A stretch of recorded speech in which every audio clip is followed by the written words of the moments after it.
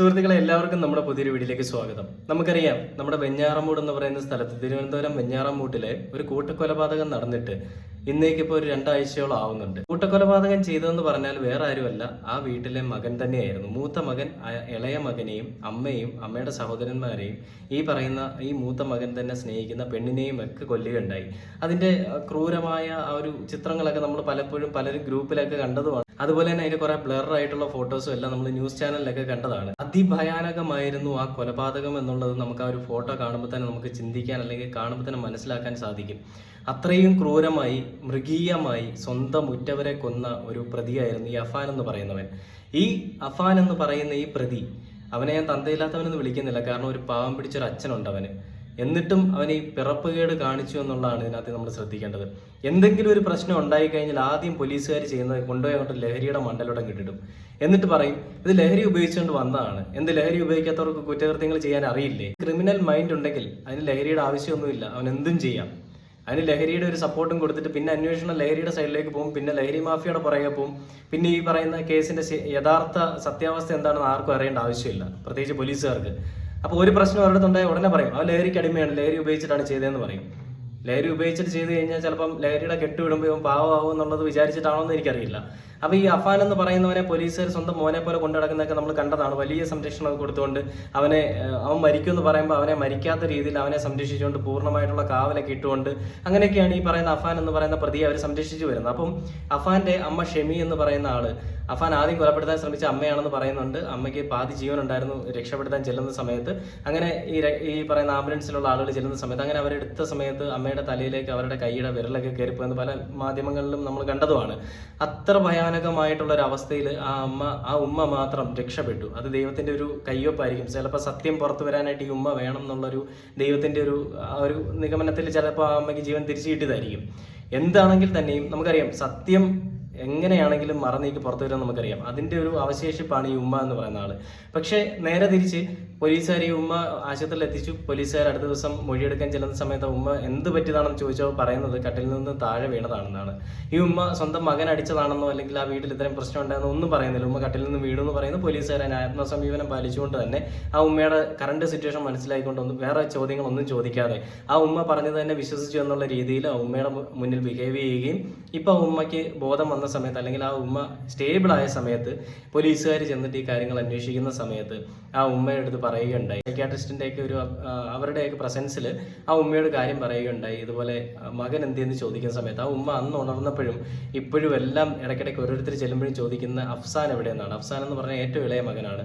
ഈ ഇളയ മകൻ എവിടെയാണെന്നാണ് ആ ഉമ്മ ചോദിച്ചുകൊണ്ടിരിക്കുന്നത്. ആ സമയത്ത് എല്ലാവരും പറഞ്ഞിരുന്നത് ബന്ധുക്കളുടെ വീട്ടിലുണ്ട്, അവിടെയുണ്ട്, ഇവിടെയുണ്ടെന്നൊക്കെ ആയിരുന്നു. ആ ഉമ്മ ഇന്ന് ആ സ്വന്തം മകൻ മരിച്ചു എന്നുള്ളൊരു അവസ്ഥ അറിയുകയുണ്ടായി, ആ ഒരു കാര്യം അറിയുകയുണ്ടായി. ആ ഒരു ഉമ്മയുടെ ആ ഒരു മാനസികാവസ്ഥ എത്രത്തോളം ഭയാനകമായിരിക്കും. ആ ഉമ്മ ആദ്യമേ പറഞ്ഞു കട്ടിൽ നിന്ന് വീണതാണ്, അഫാനാണ് ചെയ്തതെന്ന് ആ ഉമ്മയ്ക്ക് നന്നായിട്ട് അറിയാം. എന്നിരുന്നാൽ പോലും ആ ഉമ്മ സ്വന്തം മകനെ സംരക്ഷിക്കുക എന്നുള്ള രീതിയിൽ ഉമ്മ ഒന്നും പറഞ്ഞില്ല. ആ ഉമ്മയുടെ അടുത്ത് കാര്യം പറഞ്ഞപ്പോൾ ഉമ്മ പറഞ്ഞത് ഈ മകൻ മരിച്ചു എന്ന് പറയുമ്പോൾ ആ മകനും പോയല്ലേ, എൻ്റെ മകൻ പോയല്ലേ എന്നുള്ള രീതിയിലാണ് ഉമ്മ പറഞ്ഞതെന്നാണ് അറിയാൻ സാധിച്ചിരിക്കുന്നത്. സ്വന്തം അമ്മയും അച്ഛനും ഒക്കെ ജീവിച്ചിരിക്കുന്ന സമയത്ത് തൻ്റെ മക്കൾ മരിച്ചു പോകുന്ന ഒരവസ്ഥ, അതും മരിച്ചതാണെങ്കിൽ പിന്നെയും എന്തെങ്കിലും വിധിയെന്നെങ്കിലും പറയാം. അതും തൻ്റെ മൂത്ത മകൻ്റെ കയ്യാൽ സ്വന്തം ഇളയ മകൻ മരിച്ചു ഉണ്ടാകുന്ന ഒരു അവസ്ഥ, അല്ലെങ്കിൽ അതിനെപ്പറ്റി അറിയുമ്പോൾ ഉണ്ടാകുന്ന ഒരു അവസ്ഥ, അത് എത്രത്തോളം ഭയാനകമായിരിക്കും അല്ലെങ്കിൽ അത് എത്രത്തോളം സങ്കടകരമായിരിക്കും നമുക്ക് ചിന്തിക്കാവുന്നതേ ഉള്ളൂ. നമുക്ക് ആ ന്യൂസ് ഒന്ന് ആദ്യം കണ്ടു നോക്കാം, അതിനുശേഷം നമുക്ക് ബാക്കി കാര്യങ്ങൾ സംസാരിക്കാം. വെഞ്ഞാറമൂട് കൂട്ടക്കൊലപാതകത്തിൽ മകന്റെ മരണം ഉമ്മ ഷെമിയെ അറിയിച്ചു. ഇളയ മകൻ അഫ്സാന്റെ മരണവിവരമാണ് ഷെമിയെ അറിയിച്ചത്. സ്വകാര്യ മെഡിക്കൽ കോളേജിൽ ചികിത്സയിൽ കഴിയുകയാണ് ഷെമി ഇപ്പോഴും. അനന്തകൃഷ്ണൻ വിവരങ്ങളുമായി നമ്മളോടൊപ്പമുണ്ട്. അനന്തൻ, അഫ്സാൻ മരിച്ചു എന്നറിയിച്ചു, പക്ഷേ അഫാനാണ് കൊലപാതകി എന്നറിയിച്ചില്ല അല്ലേ?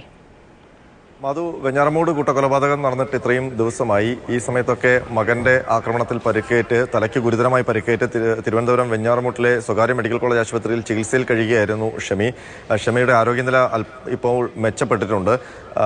ഈ മരണങ്ങളോ കൊലപാതകങ്ങളോ ഒന്നും ഷെമിയെ അറിയിച്ചിട്ടില്ല. പ്രത്യേകിച്ച് ഇളയ മകൻ അഫ്സാന്റെ മരണം പോലും അറിയിച്ചിരുന്നില്ല. പല ബന്ധുക്കളുമൊക്കെ വരുമ്പോൾ ഷെമി ഈ ഇളയ മകൻ അഫ്സാന്റെ കാര്യമാണ് നിരന്തരം ചോദിച്ചുകൊണ്ടിരുന്നത്. അപ്പോഴൊക്കെ ബന്ധുവീട്ടിലുണ്ട് എന്ന് പറഞ്ഞ് ആശ്വസിപ്പിക്കുകയായിരുന്നു ബന്ധുക്കൾ. ഇന്നിപ്പോൾ രമേശ് ചെന്നിത്തല ഈ സ്ഥലം സന്ദർശിക്കുകയും ഷെമിയൊക്കെ കാണുകയും ചെയ്തു. അപ്പോഴും ഇളയ മകൻ്റെ കാര്യം ചോദിച്ചു. ഇതിനുശേഷമാണ് ഡോക്ടർമാർ ഇളയ മകൻ്റെ മരണവിവരം അറിയിക്കാം എന്നുള്ളൊരു തീരുമാനത്തിലേക്ക് എത്തിയത്. അതിൻ്റെ അടിസ്ഥാനത്തിൽ അല്പസമയം മുമ്പ് മെഡിക്കൽ കോളേജിലെ സൈക്യാട്രി വിഭാഗം ഡോക്ടർമാരാണ് ഈ ഇളയ മകൻ അഫ്സാൻ മരിച്ചു എന്ന് ഷെമിയെ അറിയിച്ചത്. ഭർത്താവ് റഹീമിൻ്റെ കൂടി സാന്നിധ്യത്തിലാണ് ഈ വിവരം അറിയിച്ചത്. അപ്പോൾ തന്നെ പൊട്ടിക്കരയുകയും ഒക്കെ ചെയ്തു.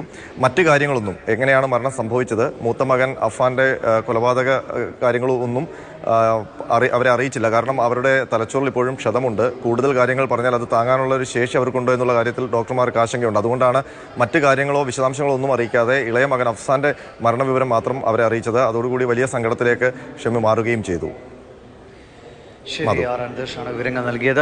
ഉമ്മയെ ഇളയ എന്തായാലും വലിയൊരു ഭാഗ്യം എന്ന് പറയട്ടെ, ആ ഉമ്മയുടെ ജീവൻ തിരിച്ചിട്ടിരിക്കുകയാണ്. ആ ഉമ്മ ജീവിതത്തിലേക്ക് തിരിച്ചു വരട്ടെ. അതോടൊപ്പം തന്നെ എന്തായിരുന്നു അവിടെ നടന്നതെന്നുള്ളത് ശരിക്കും നമ്മൾ എല്ലാവരും അറിയാനായിട്ട് കാത്തിരിക്കുന്ന ഒരു കാര്യം കൂടിയാണ്. അതിന്റെ സത്യാവസ്ഥ പുറത്തു വരട്ടെ, മറന്നീക്കുന്നുള്ളത് നമുക്ക് ഈ ഒരു സമയത്ത് പറയാം. ആ അമ്മ ചിലപ്പോൾ ഉമ്മയ്ക്ക് മകനുള്ള സ്നേഹം കാരണം ആ ഉമ്മ പറയായിരിക്കും മകനെ ഒന്നും ചെയ്യില്ലെന്നൊക്കെ പറയായിരിക്കും. പക്ഷെ ഇതിനെ ശിക്ഷിക്കാനുള്ള ഒരു നടപടി നമ്മുടെ ഗവൺമെന്റ് അല്ലെങ്കിൽ നമ്മുടെ നിയമ സംവിധാന വ്യവസ്ഥയുടെ സൈഡിൽ നിന്ന് ഉണ്ടാവണം.